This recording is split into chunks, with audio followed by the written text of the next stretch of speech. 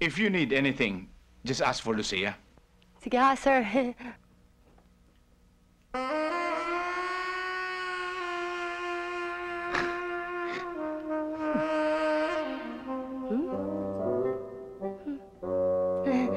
Gusto mo pumunta na tayo doon? Hello? Halika. Ha? Sino yun? Ah, yun yung bagong piano teacher ni Nina. Ah, mukhang... Sobra ka, hindi naman siguro. Anong hindi? Tingnan mo nga itsura, oh. Parang galing munti. Munti? Oo, Muntinlupa. Tingnan mo pa. Ah, may tattoo. Hindi ka matakot niyan. Huh? Remember what I said, huh? Be good and be nice to her. Okay? Good morning. Good morning ho. Yeah. By the way, these are my kids, Darlene and Nina. Hi. Hi, excuse me, ah. Nina, siya si Miss De Vera.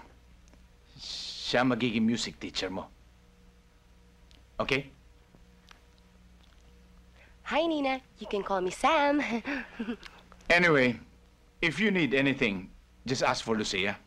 Sige ha, sir.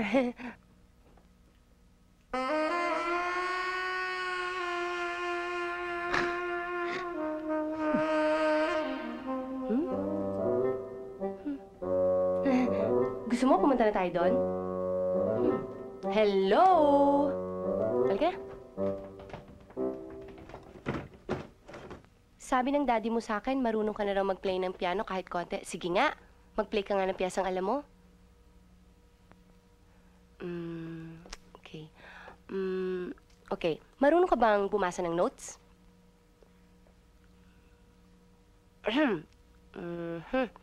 Okay.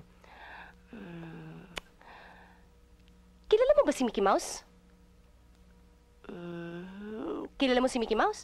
Di ba, palagi siyang hinahabol ng pusa. Alam mo, ganito yan pag hinahabol siya ng pusa eh. Tapos, sobra siyang hinihingal siya habang nilalakad. Tapos, nakakita siya ng bata. Tinanong niya yung bata. Bata? Nalulungkot ka ba? Tapos yung bata, hindi sumagot. Yumuko lang. Ikaw, gusto mo bang matawa?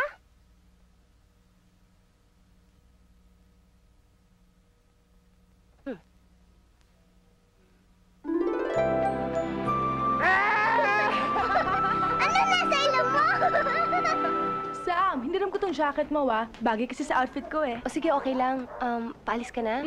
Baka mahirapan kasi akong kumuha ng taxi sa labas, eh. Bye-bye! Bye. Chance of a lifetime to, Sam. Ayoko na lang talagang ma-disappoint eh.